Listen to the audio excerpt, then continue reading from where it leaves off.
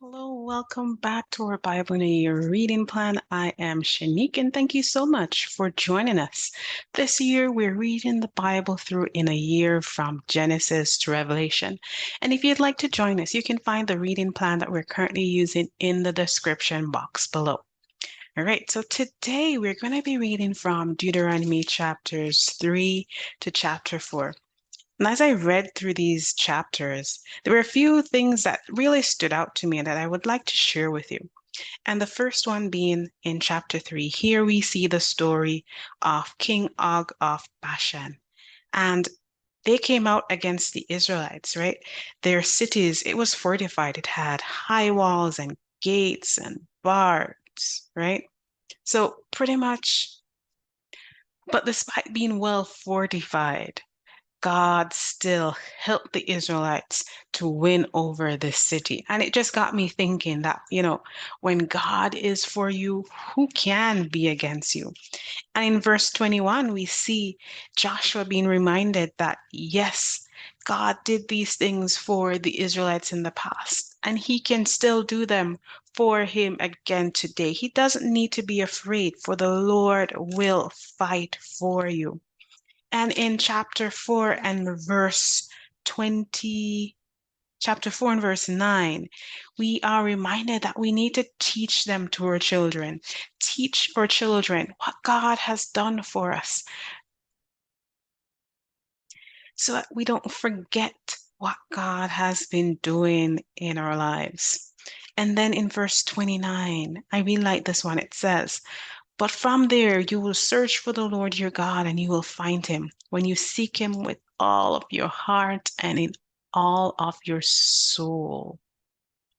In this verse, we see Moses. He's imparting a message of hope and assurance to the Israelites, encouraging them to seek the Lord with all their hearts. And this verse, it holds a timeless promise that really resonates with me today. The promise that God is ready to be found by those who earnestly seek him. Yes, life often takes us through winding paths filled with challenges and uncertainties. But in the midst of the twists and the turns, it's really easy to lose sight of God's presence. Yet, Deuteronomy 4, verse 29 reminds us that no matter where we find ourselves, if we choose to seek God, we will find him. And the key lies in the sincerity of the pursuit. If you seek the Lord your God, you will find him if you seek him with all your heart and with all your soul. And this, it's an invitation to wholehearted devotion, encouragement to turn our attention, affections, and desires fully towards our Creator. Wholehearted seeking, it involves more than just, ritual prayers and Bible studies. It's a passionate pursuit, a relentless quest for intimacy with the Almighty. God desires not just a part of our lives, but the very heartbeat of our existence. And when we seek him with all our heart and soul, we open ourselves to the transformative power of his presence. Consider the state of your heart today. Are there areas where your seeking may have become half-hearted or routine? Deuteronomy 4, verse 29 invites us to reevaluate our commitment to seeking God. It challenges us to examine the depths of our pursuit and to surrender every aspect of our lives to him.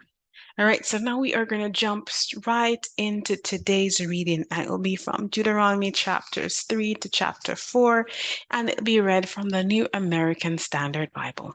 And Deuteronomy 3 conquests recounted.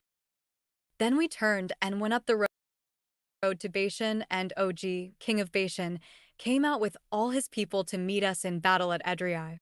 But the Lord said to me, do not fear him, for I have handed him and all his people and his land over to you, and you shall do to him just as you did to Sihon, king of the Amorites, who lived in Heshbon. So the Lord our God also handed over to us Og, king of Bashan, with all his people, and we struck them until no survivor was left. We captured all his cities at that time. There was not a city which we did not take from them. 60 cities, all the region of Argob, the kingdom of Og and Bashan. All these were cities fortified with high walls, gates, and bars, besides a great many unwalled towns. We utterly destroyed them, as we did to Sihon king of Heshbon, utterly destroying the men, women and children of every city. But all the animals and the spoils of the cities we took as our plunder. So at that time we took the land from the hand of the 2 kings of the Amorites who were beyond the Jordan, from the valley of Arnon to Mount Hermon.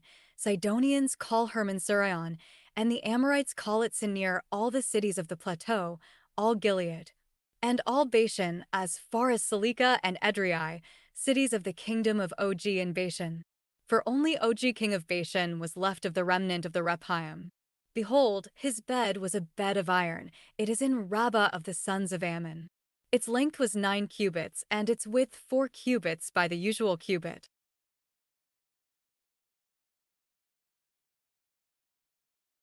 So we took possession of this land at that time. From Aroer, which is by the valley of Arnon, and half the hill country of Gilead, and its cities I gave to the Reubenites and to the Gadites. The rest of Gilead and all Bashan, the kingdom of Og, I gave to the half-tribe of Manasseh, all the region of Argob. As to all Bashan, it is called the land of Rephaim. Jair the son of Manasseh took all the region of Argob as far as the border of the Jeshurites and the Maccathites, that is, Bashan, and named it after his own name, Havoth Jair, as it is to this day. To Machir I gave Gilead.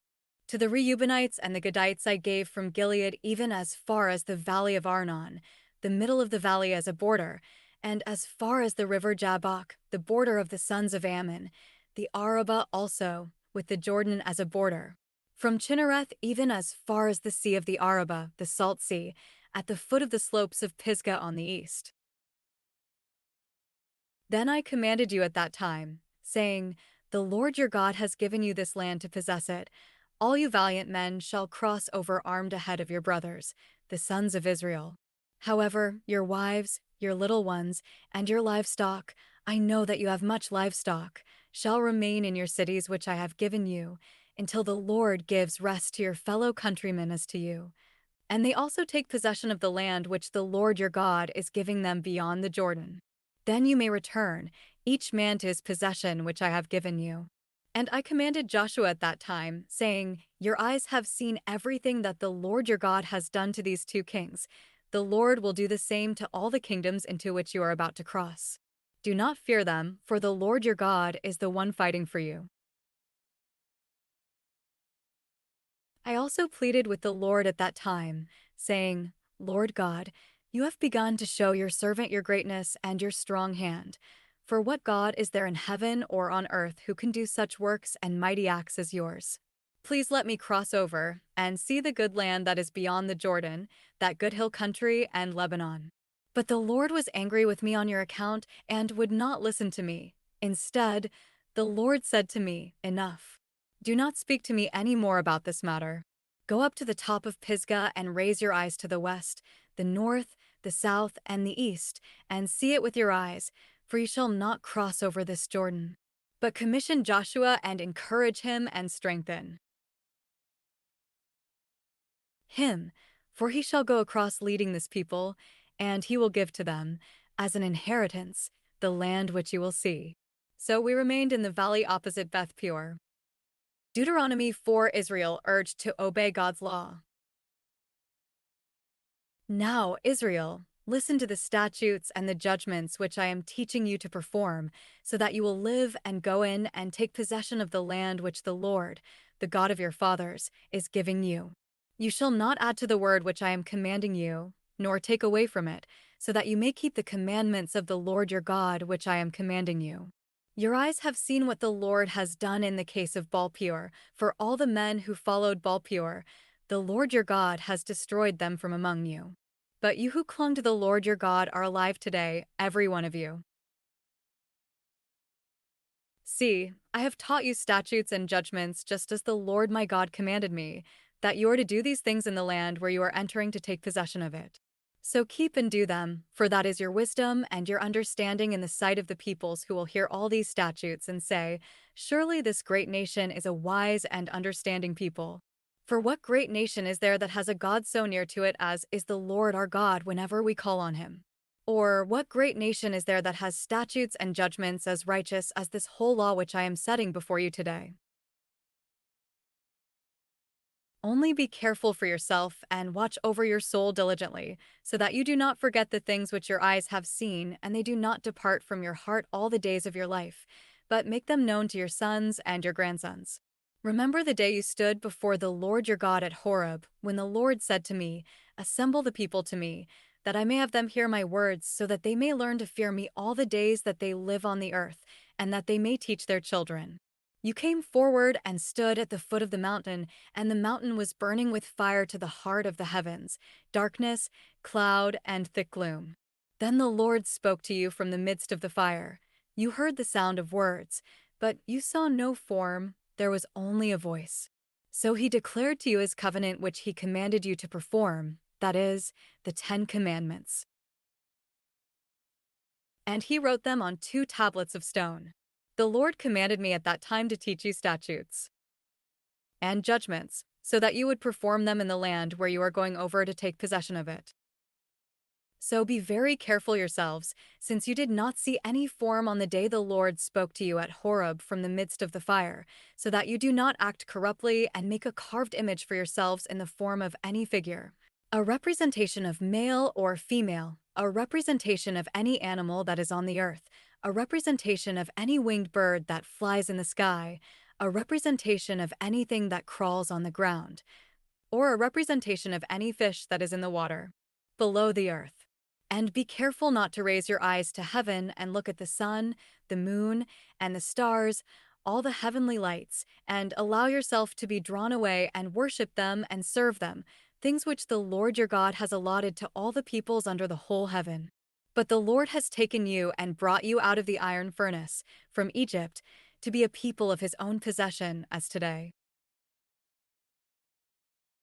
Now the Lord was angry with me on your account, and he swore that I would not cross the Jordan, and that I would not enter the good land which the Lord your God is giving you as an inheritance.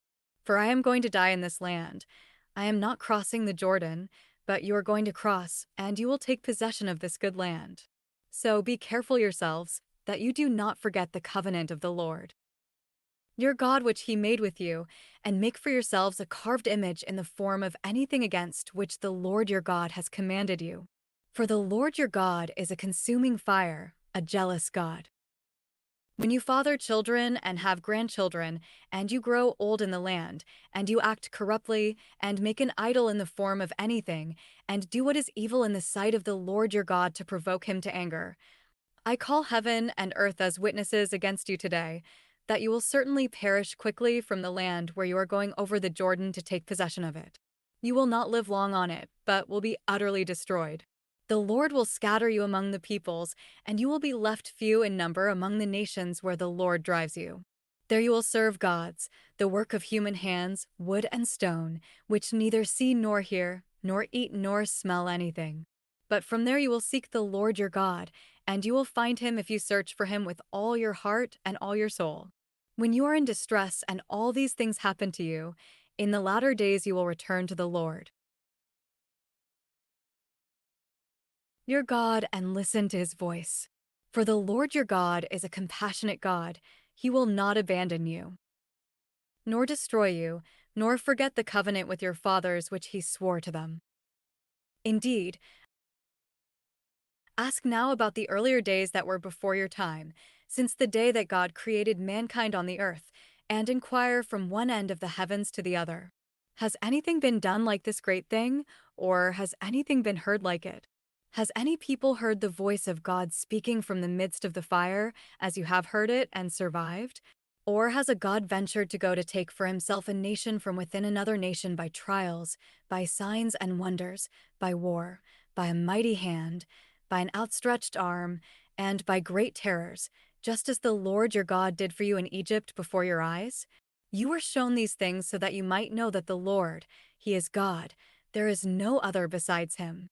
Out of the heavens he let you hear his voice to discipline you, and on earth he let you see his great fire, and you heard his words from the midst of the fire. Because he loved your fathers, he chose their descendants after them. And he personally brought you from Egypt by his great power, driving out from before you nations greater and mightier than you, to bring you in and to give you their land as an inheritance, as it is today. Therefore know today, and take it to your heart, that the Lord, He is God in heaven above and on the earth below. There is no other. So you shall keep His statutes and His commandments, which I am giving you today, so that it may go well for you and for your children after you, and that you may live long on the land which the Lord your God is giving you for all time.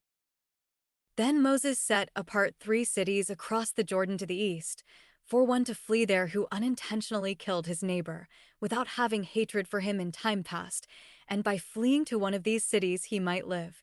Bezer in the wilderness on the plateau for the Reubenites, Ramoth in Gilead for the Gadites, and Golan in Bashan for the Manassites.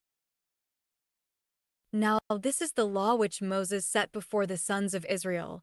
These are the testimonies and the statutes and the ordinances which Moses spoke to the sons of Israel when they came out of Egypt, across the Jordan, in the valley opposite Beth Peor, in the land of Sihon king of the Amorites who lived in Heshbon, whom Moses and the sons of Israel defeated when they came out of Egypt. And they took possession of his land and the land of Og king of Bashan, the 2 kings of the Amorites, who were across the Jordan to the east, from Aroer, which is on the edge of the valley of Arnon, even as far as Mount Shaun, that is, Hermon, with all the Arabah across the Jordan to the east, even as far as the sea of the Arabah, at the foot of the slopes of Pisgah.